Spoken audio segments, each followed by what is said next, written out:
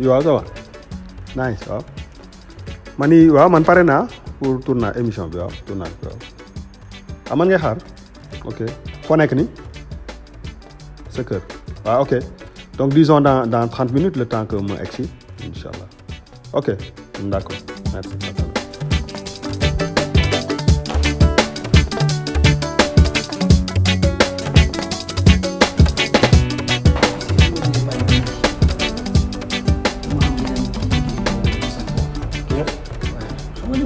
café noonu ma ne bi ñu nekkee Paris noonu. waaw pour mbaar. waaw finalement je pense que je vais faire le truc là. kon daal yow da nga jëlee Paris da nga fa jëlee. benn kii waaw am beneen ouverture am beneen vision quoi. ah ok je pense que je vais changer de métier quoi. ban métier ngay def léegi. non saa yu or yi bàyyi ko tuuti élargir affaire bi. commencer par exemple acheter 2-3 petits jets yu ndaw. jet lan. jet privé yi.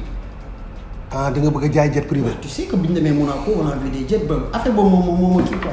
Modou jet privé c'est non mais jënd ci 3-4 rek. day ko koy jaay 3-4 bon on va trouver quelques clients quand même. tu comptes sur qui pour mu trouver lay client. Il y a au moins 5-6 milliardaires au Sénégal avec qui je peux discuter non. Tu sais avec la circulation là. la mobilité bi day gën a yomb. Modou doo comme ci or. surtout jëm ñaari dafa sori. Modou te gars yi dañuy dem ñëw nga am si benn jet tu vas rapidement. Modou doo jógee ci or. oui te nga dem ci beneen avant ngay dem jet privé. non mais tu sais dans la vie il faut nga am vision. dafa am benn grand ma taseel Paris mu am lu ma wax. waaw moo tax ci loolu laay boobu léegi sama moyen bi dafa xaw a kii quoi. oui un grand il faut que ma suivre loolu. je vais dama grand bi laa war a defal émission sama émission bi tey lay commencé. gis nga ko. waaw moo tax maa ngi dem parce que yow suñu waxtaan bi fële. waaw Modou attends. waaw ok nice. on fait ça. waaw mais ne me décourage pas parce que je suis déjà. waaw Modou andil ma rek benn avion dégg ok y a pas de problème. kon yaa ngi dem Dóor yi ak grand. yaa ngi Dóor yi waaw. ah c'est super. ok nice boy. mais à tout à l'heure. ok.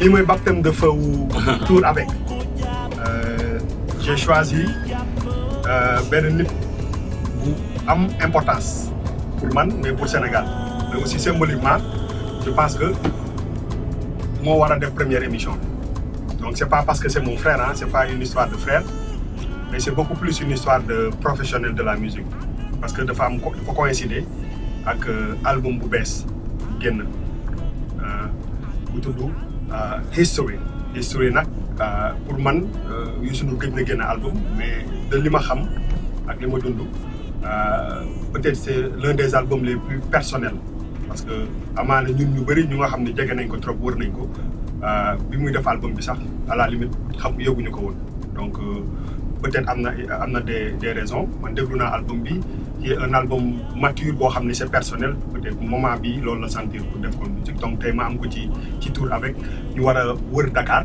di doxantu donc voilà grand Sénégal ko. Merci beaucoup. Mais c'est bien parce que je crois que être dans une voiture, essayer d'expliquer autour de Dakar surtout, qui représente énormément pour moi, pour ma musique, pour mon parcours. C'est très intéressant. J'espère que ce tour-là va faire ressortir les émotions que je vais ressentir autour de cet album. C'est vrai, tu as raison. C'est un album personnel. Nous barré qui entourage comme ni ma ko waxee dama jël histoire bi xëy na dëgg la am nañ ci part mais histoire bi aussi ñeneen nit la yoo xam ne dañu bokk ci histoire bi après tamit xool ëllëg lu ma war a nuróol maanaam basé wu ci li ma gis tey xool ëllëg loolu mooy album bi donc di nga ci dégg ay mélodies yoo xam ne que xëy na yàgg na di nga ci dégg ay chansons yoo xam ne yàgg nga ko dégg mais di nga gis ne que lépp dafa projeté wu sur le futur loolu mooy album bi mais en fait en réalité moi quand j'écoute dafa mel ni am na loo ñu waxul j'ai comme l'impression que il y a quelque chose qui plane sur album bi y a un esprit qui est là qui plane sur l'album parce que boo déggee premier morceau bi rek je pense que man bi ma dégloo album bi yëpp impression boobu la mooy que y a quelque chose de très personnel boo xam ne bëggoon nga ko partager ak waaw xam nga ça va faire pratiquement le premier album à part Africa Rec qui était un album plus ou moins venant de l'Afrique venant avec cette histoire de ça va faire la première fois que muy def album au niveau international te Habib nekku fii ça veut pas dire que ni arrangé parce que am na yu bëri yoo xam ne que def naa ko sur le plan international arrangé ko mais nekku fii si àdduna bi donc tu peux imaginer que énormément de choses day tourner dans ma tête donc depuis morceau bi ma bind par rapport à lui naan ko hommage ak li plané si autour de l'album yëpp moom mi ngi ci boo xoolee sax di nga dégg ay morceaux yoo xam ne pratiquement moom moo def arrangement bi depuis bi nga koy composé donc comme ay coono la par exemple c'est lui qui a fait la guitare moo ko bind guitare bi moo ko joué donc quand on y buñ ciy dellu si waatee léegi nii donc Habib daal mi ngi si album bi commencement ba fin ndax sama xalaat du jóg ci moom mais j'ai comme l'impression aussi que album bi da nga ko bëgg a partager beaucoup plus ak extérieur que Sénégal est-ce que choix la wala parce que quand même autour de la promotion ça c'est beaucoup plus accentué sur le plan international.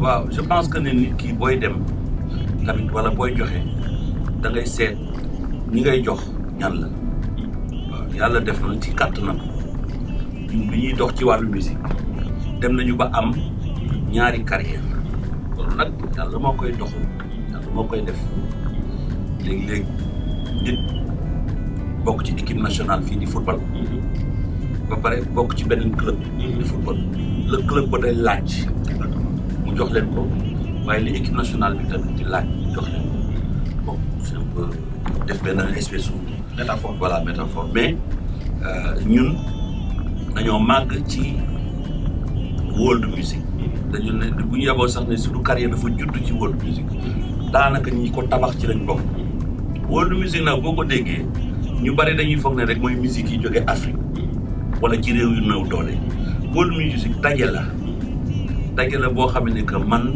ak ay kàngam yu mel ni Paul Simon ay Peter Gabriel ay Sting ay Nusrat Ali Fall ñu bare ay artistes yu bari dañu am benn moment daal mu mel ni dañu ne woon dañuy daje ku nekk indi dara ku nekk indee dara après mu judd boo xool par exemple album Graceland yow yaa ngi woon New York temps boobu donc gis nga ni album boobu vraiment kenn mënu ko situer entre l'Afrique du Sud l'Afrique de l'Ouest ak Amérique waaw donc world music boobu judd nag ñun dañ cee am responsabilité ba nga xam ne lu xew ci wàllu world music même bu wéetee bu world music doxul sax dañuy interpeller Youssou Ndour yéen fan ngeen nekk voilà donc ñun dañ ci am responsabilité dañuy indi tout le temps world music boobu nga xam ne nag dépendul ci Sénégal rek dépendre ci Angleterre rek ci àdduna bi yëpp la dépendre. mais ba pare même voilà mais puis même boo gisee par exemple même la presse étrangère xam nga ils sont très conservateurs.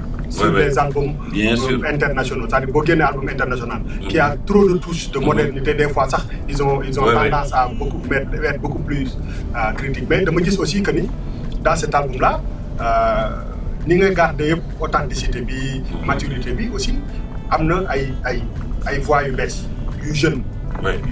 yoo xam ne da nga leen jox sax trop de place par rapport ak yow li nga chanson yi nga def ak ñoom y a beaucoup de collaboration aussi bien du côté vocal que musical dans la production pourquoi loolu waaw d'abord il fallait que comme li ma wax arrangement yi xool ci ëllëg waaw moo tax mu liggéey ak ay jeunes beaucoup plus jeunes sur les arrangements et autres waaye histoire chanson bu ci nekk dafa am par exemple le morceau Birima voilà Seynabou nga xamee ni que moom mi ngi soqeekoo ci Gambie ak Sénégal ak Suède bi mu ñëwee Ibrahima wax ma ne grand daal am na benn vraiment jeune chanteuse boo xam ne que il faut que nga rencontre ko dafa am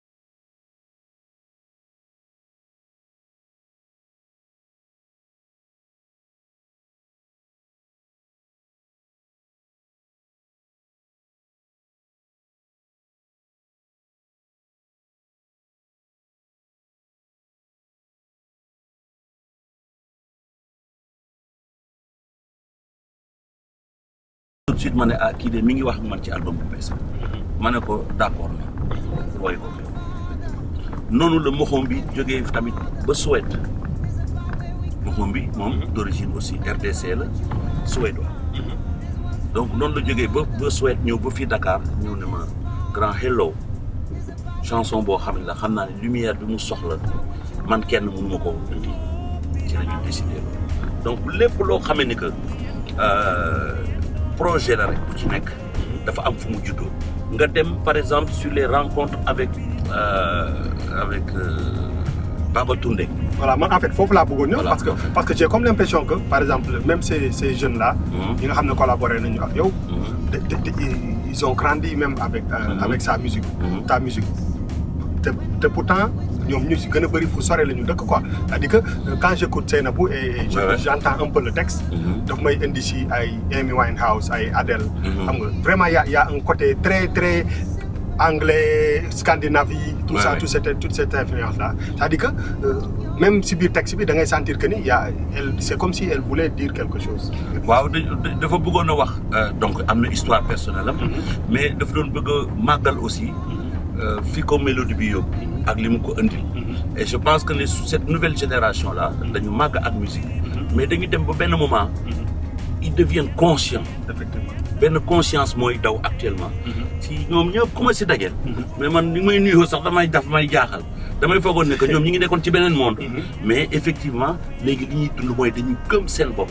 gëm fi ñu jógee xam am ay références donc loolu nag nekk na loo xam ne ni que lu am solo la. léegi en fait pourquoi je dis ça mooy. aussi bien ni nga collaboré ak ñooñu dafa am aussi musicalement aussi si biir album bi ça voyage beaucoup. J'entends beaucoup d'influences rythmiques nigérianes. Parce que nous savons aujourd'hui la musique qui vient du Nigeria ou du Ghana, vraiment, de faire l'embé. Parce qu'ils ont su peut-être trouver un mélange entre la pop musique, le hip-hop et les rythmes africains et les instruments africains pour sortir quelque chose qui est devenu incontournable. Qu'est-ce que, en fait, pourquoi yow dem nga foofu mais demuloo un peu trop si modernité bi j'ai vu que tu as gardé aussi ce côté original du rythme nigérien. waaw mais xam nga lan mooy difficulté bi si affaire yu mel nii mooy nga mën a expliquer base bi. dama demoon daaw ci milieu année bi ma demoon Nigéria. dem Lagos. dem Shrine. moom mooy place bi nga xam ne Fela Ramson Kuti l'un des plus grands musiciens africains fa lay jouer mooy mel ni cosaanu Youssou Ndour ma dem fa moom yàlla jël na bakkanam yàlla ko yàlla yërëm ma dem fa toog nii mooy bi ma àndoon ak Emmanuel Macron ma toog li ma vivre soirée bi yëpp ak artistes yu bees yi mais man gisuma dara lu dul Fela après affaire bi replongé ma ci l'histoire de Baba Toundé foofu nag laa jëlee décision ne xam naa exactement peut-être xale yi li ñuy def baax na mais am juste milieu bi la ñu trouvé ko ma ne nag trouvé naa fii juste milieu bi ma jëlee boy arrangeur indi ko fii Dakar laa ko liggéey moom wax ko lu leer naa ñu xam li ma bëgg ak fu ma bëgg mu yem ak li ma bëgg mu apporter et je pense que cas d'école la peut-être cas d'école la aussi pour doser les choses parce que lu rek da nga bëgg a def musique internationale nga jël lu nekk nga dugal ko si c'est pas comme ça affaire bi aussi dafa am ay pourcentage boo xam ne ci dosé te loolu moom mooy garder et je crois que on l'a réussi donc je crois que ce qui est très important mooy xam lan ngay def fii on parle de world music on parle de musique boo xam ne que Sénégalais mën na ko déglu mais au-delà même du Sénégal ñëpp mën nañ ci gis parce que boo xoolee Bouba ñu ngi am làkk yàlla moo def que ne sunu làkk li muy neex yëpp am maanaam lépp fukki million ak juróom nit ñoo koy wax waa Gambie waaw man je parle du monde effectivement waaw je parle du monde loolu moo tax musique bi nga xam ne moom la ñu tuddee world musique bi dafa gën a yaatu million ak teewul nag comme suñu carrière ñaar la yàlla moo ko def parce que ñun ba suñoo jógee Sénégal lépp loo xam ne dafay xew fii suñu kër fii si Sénégal dafa mos a intéressé moo tax mbalax bi nga xam ne ñu koy def aussi di ko continuer waaye world music bi nag beneen dayoo la ak beneen démarche la te loolu yàlla def na àdduna bi compté na ko compté nañ ci ñun. mais léegi dafa am beneen affaire aussi parce que dama gis que ni tendance bi. même comme cette musique là est devenue incontournable presque. dama gis que ni quand même y a beaucoup d'artistes même sénégalais. qui sont en train de shifter. ci en tout cas base rythmique wu. wala esprit wu cette musique qui vient du Nigeria. mais li may ragal rek moom mooy que qu'on perde aussi. suñu côté original ça veut dire. c'est à nous peut-être de trouver quelque chose qui nous est propre mais li si gën a difficile mooy nous aussi on a une musique jouée. Donc qu'est-ce que lan nga yaakaar que ni moom moo war a mën a indi dara ba nga xam ne vraiment on devient une nouvelle musique sans pour autant perdre tout ce qui est original tout ce qui nous est propre en tant que Sénégalais. waaw xam nga ñun yàgg nañu def ay expérience par exemple xool lan la programmation bi di apporter ci musique sénégalaise. On sait une chose dafa am mbalax boo xam ne que Sénégalais yi noonu lañ ko bëggee noonu lañ koy fiilee noonu lañ koy gisee mu rafet ci ñoom. mbalax boobu dëgg yàlla des fois dafay jafe pour nga jël mbalax boobu nga dugal si leneen. boo ci dugalee leneen peut-être day doon leneen loo xam ne xëy na doo indi la nga doon wut. ok donc pour man nañu séparer affaire jusqu'à preuve du contraire nañu séparer affaire ñi nga xam ne nag dañu nekk ci diggante bi entre ñaari musique yi moom mooy les jeunes là la musique urbaine maa ngi ko doon wax ay rappeurs bon je veux pas les citer mais am na ñoo xam ne gis naa leen di tout man leen may tontu leen au niveau de la programmation par rapport ak éléments yi ngeen am yëpp éléments yi ñu am ci percussion yi et tout c'est de la programmation. Exactement. Mais boo xoolee tey la musique urbaine c'est pas une batterie jouée. Parfaitement. C'est une batterie programmée. Programmé. C'est pas plusieurs guitares, c'est juste un piano ou des fois une basse. Mais xam nga problème bi mooy xam nga loolu boo ko convoqué. Aussi xam nga suñu musique il y a tellement d'instruments que à la limite le manque de talent sax peut se cacher derrière tous ces instruments parce que loolu aussi dafay convoquer aussi les vrais artistes. Par exemple musique bi bu ñu ko simplifier c'est là où peut-être on va reconnaître vraiment nit yi nga xam ne ils ont du talent. man dama constant ci benn affaire. dama ne musique am na fànn yu bare am na ñoo xam ne que ay vrais musiciens lañu loolu du dañ mukk te ñooñu dañ leen di encourager pour ñu continuer di liggéey ci niveau bi am na ñoo xam ne que musique bi ñuy def c'est programme.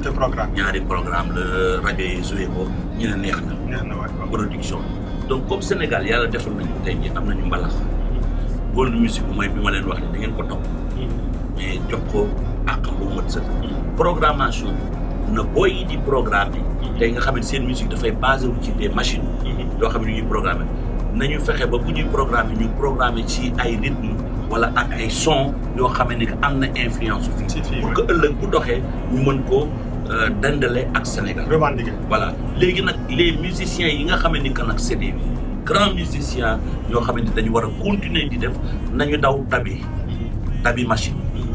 Parfaitement. Tabi machine yi moom mooy liggéey pour être à la hauteur tey jii la tendance de la musique moom mooy machine la ñuy gën a gis tous les concerts boo seetee Sénégal ñi fi ñëw ñëpp def concert ñi ci utiliser batterie wala bassiste barewul. Effectivement.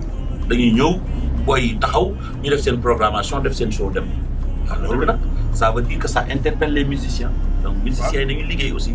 léegi dama bëggoon ñu parcourir rapidement. ok rek les titres de l'album pour xam un peu pour nga wax ñu rek un peu bu nekk lan la lay inspiré. Par exemple on va commencer par Habib Faye. le morceau voilà celui-là.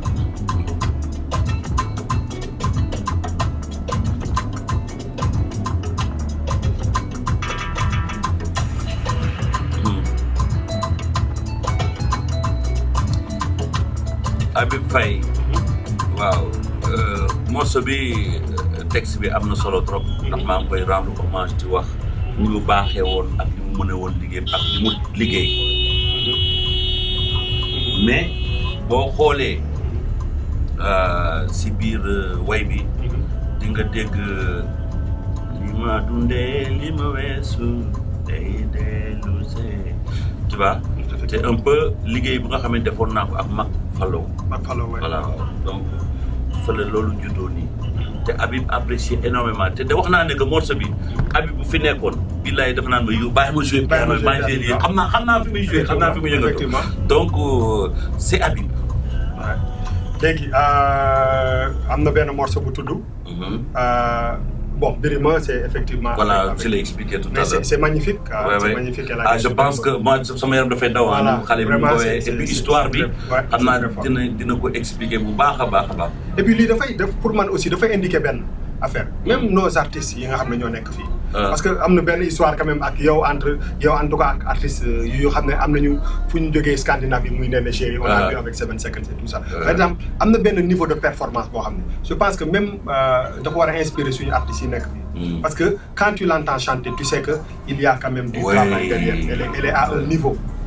Mais aussi elle garde aussi ce côté africain là. Musique kenn du ko foowee. loo foowee. du la jox li nga bëgg. il y a aussi confession. confession aussi histoire bi mu juddoo dafa doy waar.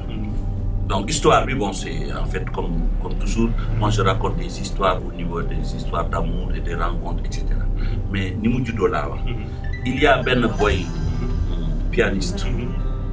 daanaka ci sama musique la màggee. Mike la tudd. Pendant 3 ans topp ci sama musique di jéem a essayer avoir benn vibe bu ma mën a dégloo bu tag man rendez-vous ba mu fexe ba may ñëw Paris mu ne ma grand il faut que nga ñëw déglu ma dugg ci studio bi booy bi joué affaire mu ne ma ça c'est toi j'ai essayé rek d'être dedans. En tout cas c'est fort hein. C'est fort quand tu entends la mélodie là. C'est très fort. C'est très fort. Et après j'ai raconté l'histoire bon ñëpp la mën a daj quoi. ñëpp la mën a daj waaw. Bon ay coono la. Ça c'est un classique. Beaucoup de gens d'ailleurs ma ni mais beaucoup de gens en tout cas sur l'international me demandent mais morceau bi yàgg na waaw. Mais voilà. Mais c'est pour dire que par exemple le répertoire il est énorme man pour man dama naan benn moment dama ne mais grand bi benn moment mën na ne sax man dootuma sonnati di bind parce que li ma bind génération yi ñëw yëpp c'est il y a tellement de titres à revisiter. Affaire yaa ngi fi mais bon comme tamit inspiration bu ñëwee da nga koy génn baaxee nit ñi quoi génn ko. Voilà keroog bi ma nekkee Olympia. Plein à craquer. Vraiment ma gis nga jouer 2 à 3 morceaux. ma gis ni ko nit ñi apprécier c'est fort. C'est fort. Ça moom voilà. waaw li ma doon expliquer mooy Baba Toundé. dama toog. donc déjà dañu nekkoon tournée. jarbaatu Baba Toundé. yow yaa ngi foofu. effectivement États-Unis ñëw ne ma sama nijaay génn na àdduna. waaye bi muy laata dem daf ma bàyyi ñaari way. yoo xam ne mu jox ma ko. te man yow laa gëm. yow laay suivre. morceau yaa ko.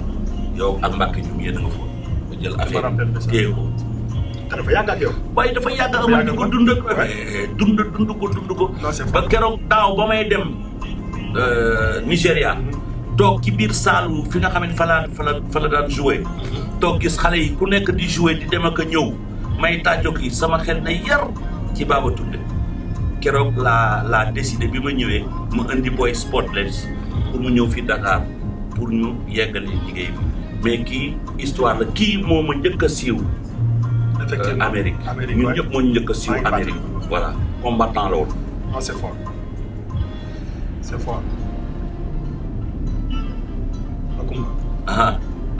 Bon ça c'est comme li ma doon wax c'est de projeter aussi sur l'avenir.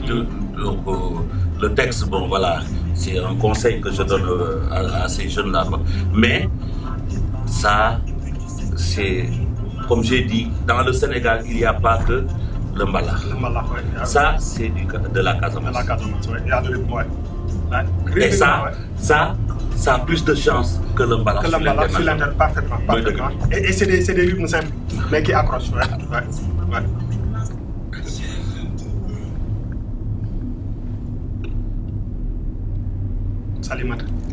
Salimata, quel classique. Ouais, quel classique. Et je me souviens depuis très longtemps am na benn femme bu nekkoon Virgin Marie Le Tour mais ak dafa mosoon ñëw Sénégal dégg fii Salimata chaque fois bu may génne àdduna mu ne ma dimbale ma dugal ci Salimata ma ne ko mais non de gauche à droite ba tey la pare parce que effectivement album bi esprit bi ni mu ñëwee comme je l'ai expliqué ci la Salimata pare mais bon c'est une super version. Ouais, version. Hello. Bon, ça c'est de la pop. C'est de la pop, hein? J'ai quand même une petite expérience pop. Tu en sais quelque chose. Tu étais là quand on faisait 7 Seconds à New York. Donc, c'est un peu la même histoire. Même histoire, hein? Des jeunes qui ont grandi avec ma musique, qui ont énormément de respect, qui ont peur même d'y aller sans moi. Et j'aime bien le fait d'associer ces jeunes-là qui ont quand même une touche, c'est tellement nouveau, mais beaucoup mélangé avec yow li ngay def pour moi ça. Mais bon, c'est dans la tête que ça se passe. Tout ça, c'est dans la tête que ça se passe. Et je pense que, bon, voilà, l'Afrique aussi, c'est au-delà de, voilà, Sunu Jafé Jafé. L'Afrique peut faire des super grandes chansons aussi qui peuvent jouer partout. Ce qui est incroyable, c'est, quelqu'un le disait d'ailleurs, je pense qu'on était en studio, et quelqu'un disait que c'est la première fois que je vois Noir Bouy avec Batou Toubab. Avec Batou Toubab. Mais c'est voilà. Mais c'est incroyable, hein? Ouais, c'est incroyable, hein? Ouais. Mais ouais. Vous ne devez image. Exactement. Ah, c'est fort. C'est fort. léegi nag bu ñu demee ba ca kanam voilà yii morceaux yi di ngeen gis ne que vraiment dina jur yeneen. yeneen affaire waaw day jur yeneen parce que ñun dañu yaakaar ne lépp lu ñuy def ci musique bu ñu ko defee ba pare dafay yee aussi gaañ yi. te bu leen yee dañuy ñëw créer d'autres choses pulsion bu bees day am. loolu laa yaakaar daal si. non c'est fort et puis j'aime bien la place bi nga bàyyi. voilà aux artistes. oui. je pense que ça musique espace là aussi. espace là dégloo la quoi des fois moi aussi j'ai besoin d'écouter j'ai besoin d'espace j'ai besoin d'écouter les musiciens j'ai besoin aussi de même ñi ma xam ne dañ ma jege ma wax ak ñoom autrement je pense que. am naa gars yi nag dañ la teg pression ne la album bi il faut ñu distribuer ko Sénégal. waaw mais non y a pas de problème ah tu sais bu léegi àdduna bi moom fépp benn la. lépp mënatoo def ni naan pour lii la ñëpp ku ko soxla mën nga ko am mais c'est pour vous dire que ni bon voilà ñaari yoon la ñu am te ñaari yoon yooyu buñ ci jóg rek dañ koy jox àqam ba mu mën sëq waaw parce que dañ ko gëm. mais léegi kii bi xam naa bon tour bi egg na. waaw xam nga yow moom am sa benn 30 minutes c'est de l'or mais léegi xam naa le 30 ngay def benn. voilà est-ce que dina am peut-être benn. non le 30 moom li ñu mën a def rek mooy peut-être ñu jouer tegal leen morceau yi non mais ça. non benn rek peut-être on sait jamais. non soirée si am na morceau yoo xam ne pratiquement ñu ngi si biir répertoire bi yooyu ñoom Salimata ak yooyu ñu ngi si biir mais c'est une soirée quand même dansante mbalax comme d'habitude et après bon il y aura d'autres occasions j'espère vraiment pouvoir organiser un très grand concert international ici pour jouer juste tu vois le truc mais le 30 moom xam nga na woon fa woon voilà. bon bii moo doon number one tour avec le voilà you know who. voilà. Hey boy, next time I see you man.